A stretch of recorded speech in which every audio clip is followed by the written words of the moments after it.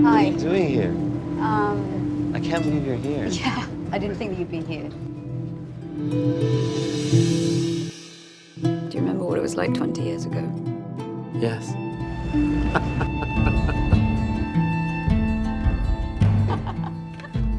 For all time's sake. Yeah, like that ever got us anywhere. Where were you? Where were you? I don't know, I don't remember much these days. Are you going back? I think one falls in love with the place and has to keep on coming back. Are you going back? I just forgot how pregnant this place is. The history of things being here with us.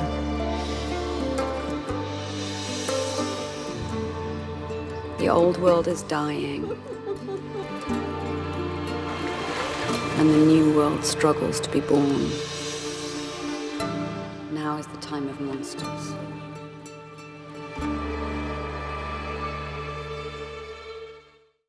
Hello, welcome to this BFI at Home event and Woman with a Movie Camera Q&A. My name is Beth Webb. I'm a film journalist and programmer, and tonight I'm joined by Luxor filmmaker Zeina Durra, and it stars Andrea Riseborough and Karim Saleh. Hello to all of you. Thank you for joining us this evening, and congratulations on such a beautiful, beautiful film.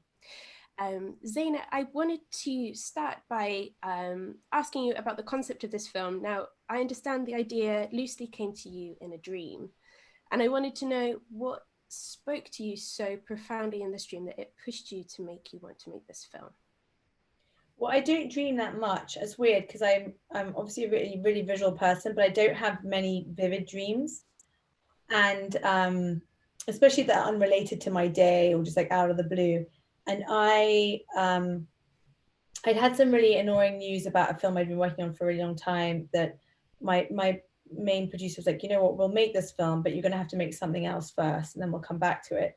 So I went to bed quite down, and I just had like, you know, big think about like all the choices I'd made in my, you know, when that happens in my career and blah, blah, blah.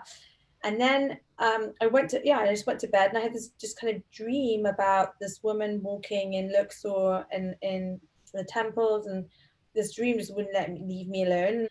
It's one of those images. I think sometimes when I make a film, I'm often thinking about this image that won't leave me alone. Like for my new one about parenthood, I have these really weird images. It's a film I'm going to make eventually. I don't know if I'm going to make it next, but I just every day I'm like literally haunted by like 5 images that I know are going to be the crux of this movie that is kind of germinating somewhere, and I think that's really interesting. Andrea, what spoke to you about this script? It was one of the best screenplays that I'd read for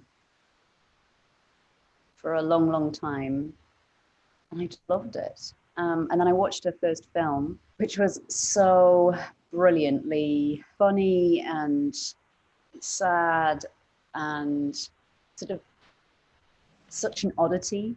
It was such an oddity. And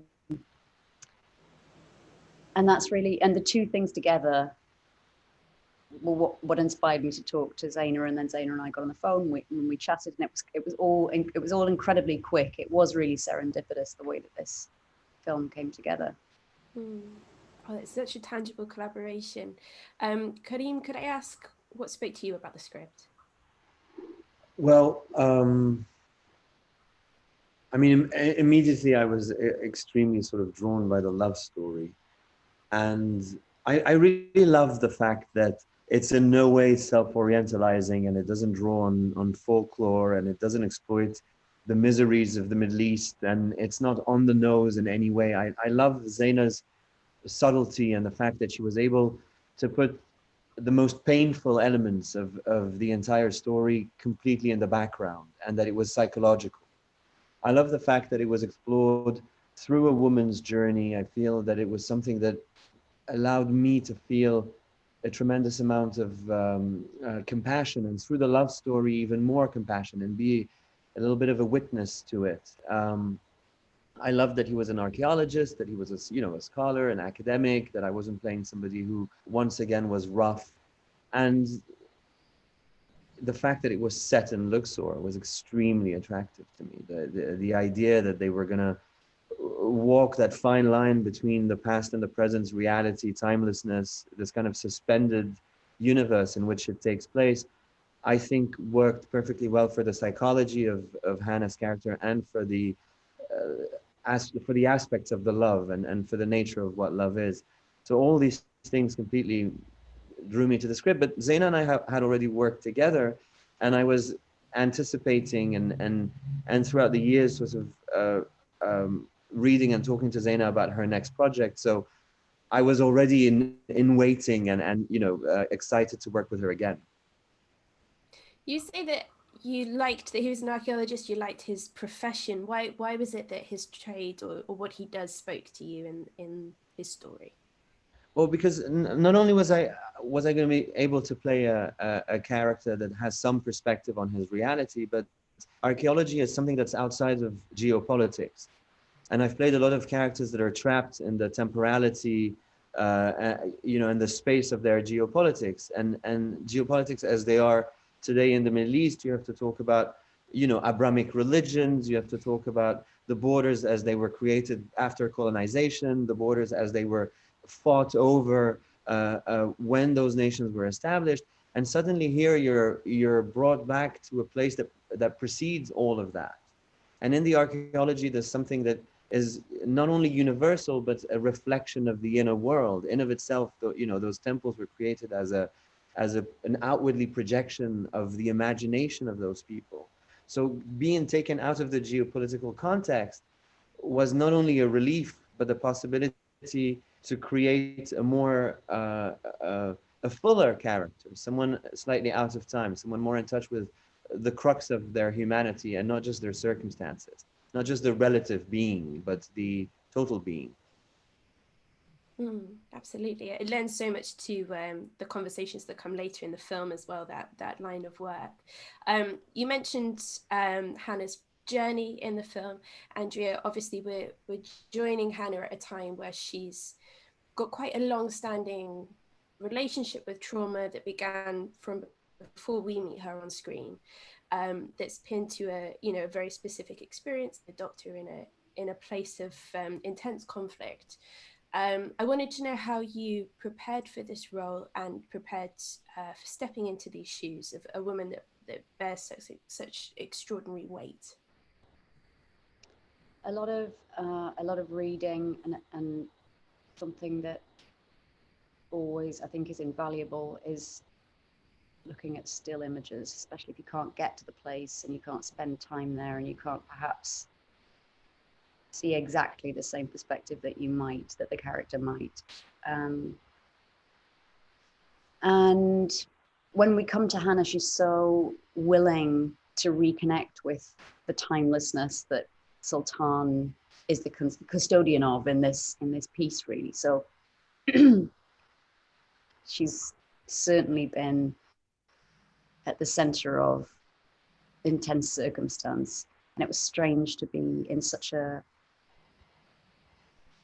in a place that's so peaceful in so many ways, in a place that holds so much history and so much so much of civilization's ancient spirituality, and to be carrying such a heavy heart was a very odd experience. And also strangely, the film is not about the sort of preparation. Is the preparation I did is unspoken in the film. We're really with her silence and with the aftermath of how she's learning. She's not finding herself in any way. I think she's reconnecting with parts of herself that she knows to be timeless, reconnecting with parts of humanity and the world that are greater than one specific conflict or one person's circumstance. And that's what gives her peace, and it helps her find solace in the fact and strength that she's going to be able to then hold what she's experienced and go back into a similar situation. She's going to the Yemen after this, potentially. We don't know where she goes, but she's trying to find a way to live I suppose, like all of us, but with in our own set of circumstances. Of course. And it's a film that pivots so heavily on the collaboration, especially between the three of you. I wanted to know a little bit about the pre-shoot. So what conversations were you having before you arrived on set? Were there rehearsal periods? Were there, I know, Andrea, you had points of reference. Were there broader points of reference that were brought in ahead of coming on board to start the film? It was very speedy. With a bit serendipitous nature. So Zeina and I spoke. I was in Senegal shooting, and I had this a 3.5 week gap, and it was going to take us potentially 3 weeks to film the film before I was going to go off and do something in Toronto. And so Zeina and I spoke. What was it? Was it the next day the ball got rolling, Zeina? Yeah, literally. That day or the next day. Yeah. Super fast. And we were all on half term, and your agent was skiing with her kids. And it was like this whole, like, how are we going to get, and like, you know, it was really funny. It was like, everyone was like, because, you know, with half term as a parent, like, I know, like, everyone's just like MIA. So we're like, how are we going to make this happen? But we managed. It was like amazing. And then we found ourselves in Egypt all together quite quickly. Yeah, and I think, didn't you arrive 2 days before we shot? What was it? Yes, both of us. 2 days. Yeah. Yeah, we arrived 2 days before. Yeah, we arrived in the evening. We had a rehearsal the next day, and then we shot the day after. What a rehearsal, a read-through. The wonderful thing was that actually when Zeina and I had that first conversation, we talked about so much in that first conversation. And it was we managed to have quite a lengthy, it wasn't, you know, hours long, but we managed to have, I had time, I wasn't on set, and, you know, and Zeina was on half term. And so we managed to connect for a little bit there. But you know, one of the first things that I said to Zeina is, I feel like I know who she is, or I said something like that to you, Zeina. You know, there was an immediate shorthand, and I'm not sure that it all could have happened had we not all had that shorthand. Yeah, no, there was definitely an immediate shorthand and a humor that we all have. Like, I obviously, like, Karim and I know each other very well from the first movie, but what was great was that Andrea just like slotted straight in. It was literally like we'd all known her forever, and it was really nice because when you're in such an intense situation, shooting in like 18.5 days in a place which is anyway, like, it's got its own laws, you know, so you can, I think we learned after day one that we shouldn't try and make it like an American or an English set. We had to embrace what an Egyptian set was, which is very different, not better or worse, just a different vibe. And then we had to like work with it and then kind of let go of what we know, which was, I think, was really, so on top of all of that, we were dealing with a complete, like, you know, Karim knew, because he'd worked on Egyptian films. And he would say to me under his breath, I told you this would happen. And like, you know, but we kind of like just like laughed through it. And, you know, the good thing is that we were with really expert crew, really expert producers. So we knew that we would be okay. It was just trying to understand like the way that it works, you know, but we weren't ever worried that it wasn't going to be amazing. It was just more like, what were the fundamentals of how it worked? And then when we like let go, it was also quite bonding because, you know, the first day I remember Andrew and I laughing, going, Andrew said to me, it's a bit like 40 Towers. And then we just got like we had the most massive giggle fit, you know, and then it was like, that was done. The strange thing, the sort of irony of the whole situation is, as peaceful as Zeina's frames are often, and as epic as they are, what's going on behind? The strange thing is, so, you know, we're adapting and we're all in a rhythm, and the crew's laying tracks in you know, a matter of, you know, 0.07 seconds sometimes when we have to. But the new world, you know, Hannah mentions the old and the new world. The new world keeps coming in as an American tourist because they're interested, you know, in what's happening. They're interested in the filming. So as peaceful, you know, if you go to Luxor, you can, of course, there are lots of tourists, but you can have that peaceful experience by just taking yourself off, even if it's really busy. But when you have a film crew around you and there's a bit of interest, you know, everyone kind of flocks to you. So it took a lot of patience and navigation to be able to present such a peaceful scene in circumstances that were actually quite. Sometimes you would have, like, especially the German tourists behind like a pillar, and I can understand German because of German A level, and I was like, I literally could hear them like bitching about us behind these columns, you know, like who the hell they think they are. And literally we'd say, could we just have 2 minutes just to shoot this and you can run? They're like, I came all the way, and who is this person and what is this? And it was so funny. And so you just have to like just kind of block everything out and just make sure that we got what we did, and we managed, because I think the architecture of the place is so just not overwhelming in a bad way, but it's just so there that, you know, these little voices, they just drown out because you're with these amazing pillars. And you know, the one I'm remembering is when we were in Medina Habu, and then you've got that moment where you touch the wall and you walk across, and there are all these tourists behind. I don't think you even know about that. There were all these tourists that we had like kept behind a pillar, and it was just, you know, that kind of, you know, the point is that's the, you know, I think that people get a bit precious about filmmaking, because I come from a very indie background, you know, because at NYU grad film we just had to make it work with what we had, and we were all terribly ambitious. And I think when you have that, you can kind of make anything work anywhere, you know, and it'll be okay, because you know what you need, you know how to be polite, and you know just how to put it together. And obviously then you need really good actors who aren't going to get annoyed by like a child's voice, not my children, but like, you know, there was school trips, sometimes you'd have like 50 school children, you know, in the place or whatever, but because we couldn't lock the sets down. I do slightly feel, I do feel a bit bad that we were responsible for ruining many a holiday. No, we didn't though. We didn't. They were like, apart from those people behind the pillar, everyone else was like really into it. And they were like, oh, and that woman by the revolving doors, I'll never forget the look she gave into the camera. Like, yeah, everywhere. There were like 1 or 2 people that went into us, but the rest were like, oh my God, I'm going to so watch this when it comes out. And you can tell they're all like super excited about it. So yeah, no, I feel like it's okay. Brilliant. I feel like we've touched on this slightly, but you've obviously you got to film amongst some of the most profound, and I'm borrowing from the film here, but like historically pregnant sites in Egypt. And I was wondering if any of you had felt particularly drawn to a certain site. Did you have any sort of moment while you were filming where you really had to sort of stop and catch yourself during the shoot? So many, but I think Sekhmet for all of us. Yeah, probably. Sekhmet. Why was that? You, Karim, vast knowledge of Sekhmet. No, but we found ourselves in one of the scenes in front of a statue of an old representation of that goddess in her lioness form. It's her temple as well. It's her temple. It's like, she's not just sometimes she's a decoration, but this place that Karim's talking about was her place.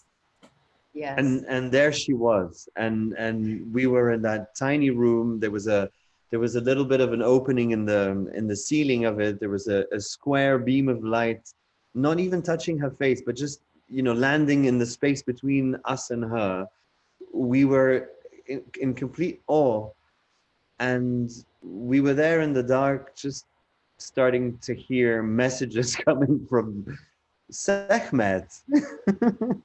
And in the midst of being in the situation that we were in, meaning open to the mysticism of it all, and open to the telepathy between us, and open to these emotions, and excited because we're working, and excited because we're discovering it, we were not impermeable or rational anymore, and we were really receiving as much as we could. And you know, we all, I think, heard different things and were told different things, but we came out of there informed and enlightened. And it felt, I mean, it felt kind of sacrilegious, but we were fiddling around with an iPhone. The scene is that we're looking at the tomb with an iPhone. So this chink of light, this very specific chink of light that's supposed to be coming through in the tomb, is falling on the ground. And the other source of light is an iPhone. And the old world and the new world are absolutely intertwined. And I think what's important to note is in this film, you have the chance to see really intimately, to explore parts of Egypt that Hollywood perhaps has neglected, not perhaps, has very much neglected to reflect accurately. And normally it's it's a set, and we were actually there.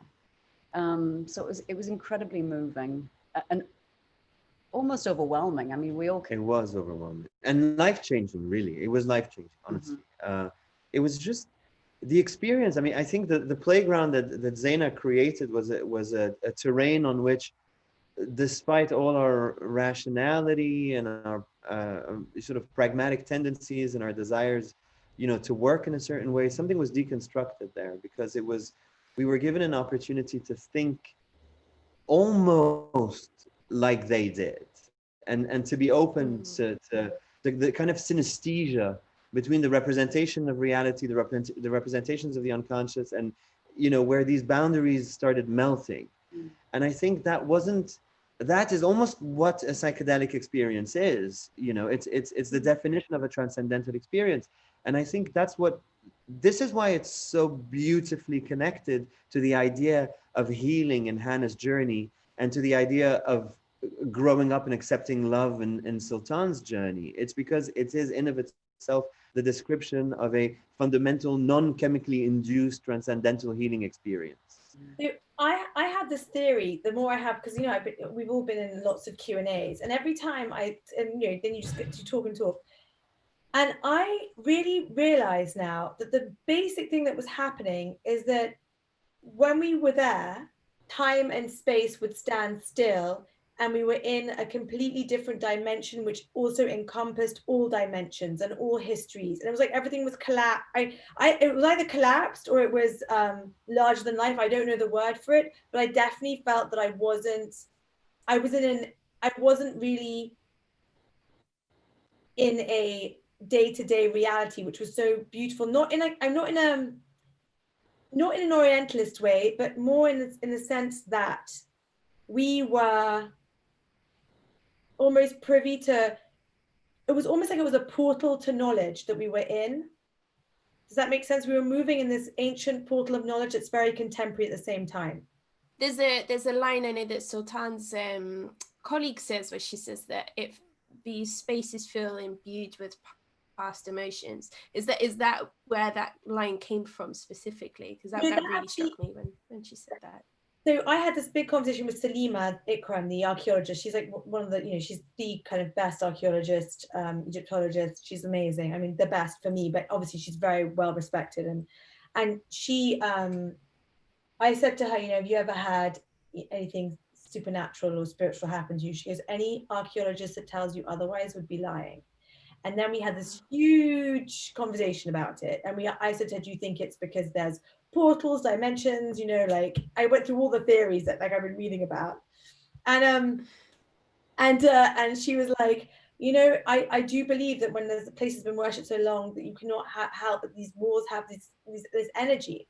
But the best part, sorry, talking about that, Kubrick. Okay, so when we were in the scene where she gets up and doesn't want to hear, they're talking about Seti, and she's feeling really overwhelmed and dislocated, and she gets up and she goes to the bathroom, and then the guy waving in that scene, I don't know if you remember, someone waved at the archaeologist. She goes, oh my God, that guy, he believes in it.